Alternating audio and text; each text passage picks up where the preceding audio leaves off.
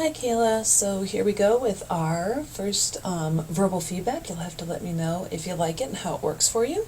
Okay, so I see that you're tackling narrative writing, ninth graders, 90 minutes, prior content knowledge, character types, point of view. I think that's realistic for ninth grade. And new content knowledge, fleshing out ideas, using point of view.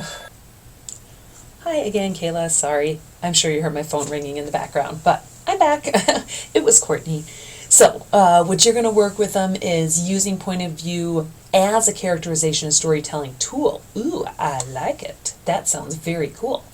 Okay, so, ready? I like the fact that you dug through the standards into the evidence outcomes. So, specifically, we're writing narratives to develop real or imagined experiences, and the goal is that we engage and orient the reader. Excellent. Okay.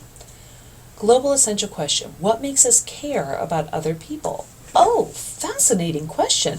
Nicely done. I like that. I think that's a very real question, that grabs the kids from their world and can bring them into your world, brings their voices into the classroom. Great. I hope to see that question actually in your lesson plan. Okay, your content question then, how do choices regarding characters affect readers' experience? Again, a fascinating question. Nicely done. I like it. Okay. Students will understand how point of view changes a story, how characters drive plot. Nice. Students will be able to discern which characters are most essential in a narrative. Okay. And make deliberate decisions about engaging the reader through characters. Excellent. One thing that might help you with this one right here is adding a by clause. Think of it this way, right? Students walk into class, sit down, check out the board, and are they going to know whether they have met your objective for the day or not?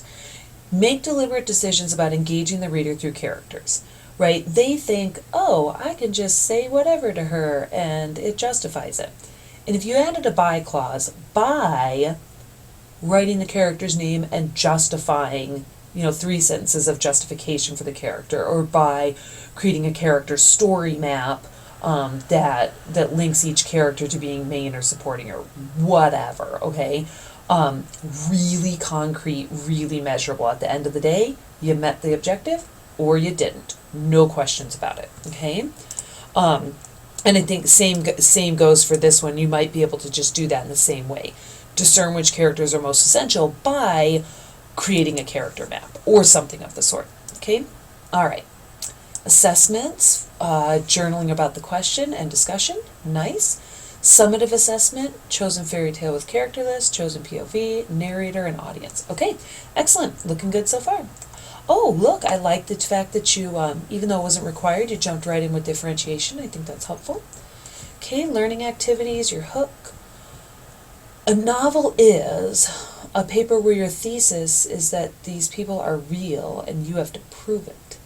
Interesting. We just finished reading The Snow Queen, where we got, where we see what great lengths Gerda goes to in order to rescue her friend Kay. When we usually prefer to read about characters we can relate to. Take about 8 minutes to journal on the question, what makes us care about other people? Okay. I like this. Nicely done. You've got kind of an abstract piece, quote for them. You've got a concrete, example for them to think about. And then here's the question from their real world. Wow. Nice, Kayla. Very nice. I like that. Excellent. Good. So let them write. Let them discuss first. Let them write. Nice. Okay, good. Review of characters. Scrolling. Okay. Now that we know what we do or don't like about people, let's apply it to Snow Queen, our main characters. All right, here they are. Nice. I like that you're using a previous piece of literature to model for them so that they can apply these characteristics to a piece that they're already comfortable with, so that then when you're asking to apply to writing, it's a second application instead of a first application. I like that. That is a very nice structure. Very good. Okay. Who do we care about the most and why? The main characters, because they've been developed the most, obviously. They're round and dynamic. They feel more like people. Oh, beautiful. Nice. All right. Oh, very nice. Good. All right. So moving on to discussion and point of view.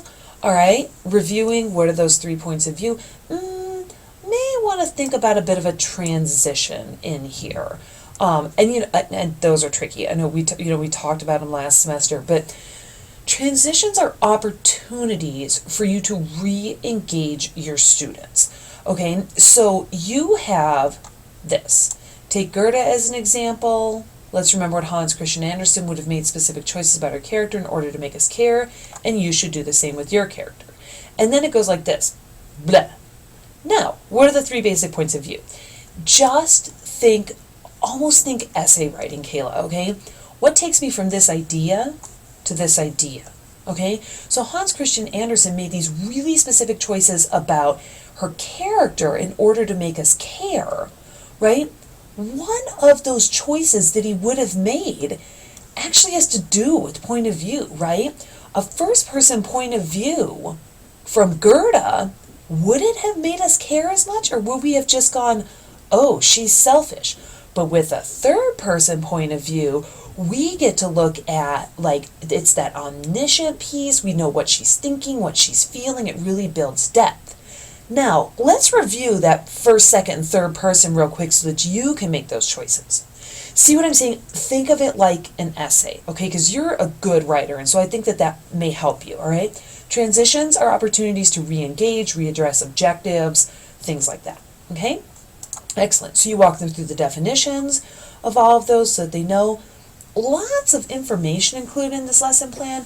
Are the kids to be writing this down? Do they have a worksheet to fill out with this? Are they writing notes on their own? What are the kids doing while you're giving this information? Okay, think about that. All right, excellent. Point of view is an incredibly useful tool. Let's demonstrate the ways. Let me count the ways. Excellent, great. All right, divide the students into 3 groups, each one with 3 statements about a paragraph long. Oh, retelling Red Riding Hood. Beautiful. I love it. I love it. And that's, it adds a little bit of an element of creativity and an element of fun while still driving the point home. Beautiful choice, Kayla. Beautiful choice. Okay? Right, you have the master account. 7 minutes, decide what's happened. Excellent. Right? A little bit of speaking involved in there. Great. All right. Then reveal the master account as the third person omniscient. What did making deliberate choices do for the story? Oh, yay, yay, yay. Kayla, this is great. This is great. I love it. Okay? All right. Again, we're going to think about a transition. So we just moved from this really cool activity, and now you're going to say, okay, it's time to come up with your own piece, right? How are you going to transition them? How are you going to move from this idea to this idea? Okay? And by the way, just a tiny little note here. If you were to say to your kids, it's difficult to come up with a truly original idea, despite how we privilege originality in our culture. Some kids are going to hear you and go, challenge accepted, right? And some kids are going to hear, it's difficult, and they may want to give up. You may want to think about saying what you're saying, because don't get me wrong, I agree with you. But you may want to think about what you're saying and the audience to whom you're speaking and find a bit of a different way to say that. Saying something like, taking an original idea and exploring a twist on it might be a fun way for you to think about this.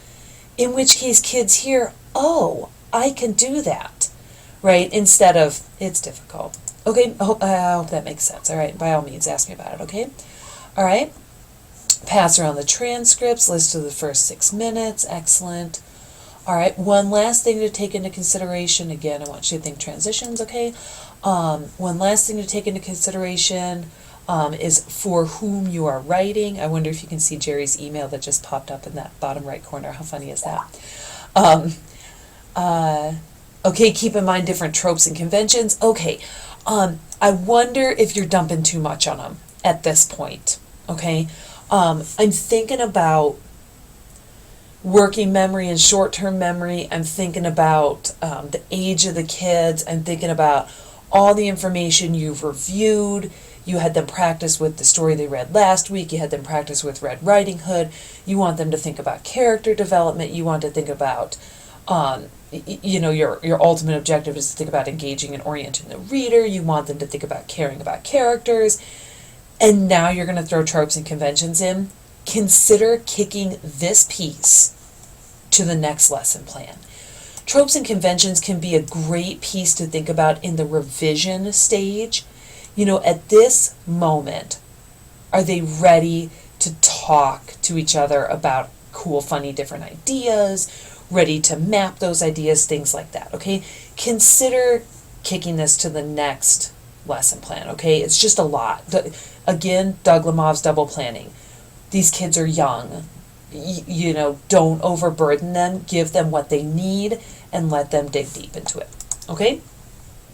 Because, all to say, Kayla, because don't get me wrong, this stuff's super important, and I think it belongs there. I'm just thinking it might belong in the next lesson plan. That's all, okay? All right, so then here's your assignment. Retell a fairy tale. Beautiful, nice. Right, change this or that. Okay, so then you may want to, you could think about a specific audience, things like that. Watch out, you're going to freak them out. The minimum length is 5 double-spaced pages, and the maximum is 15. You are going to have some kids throw a conniption fit. Leave this kind of commentary for the revision stage. Right now, your goal is create a complete story. I want a full exposition, a full climax, and a full resolution, and then you work on it from there. You're going to panic your kids. And Kayla, you're a good student. You're a good writer. You care about learning and working hard.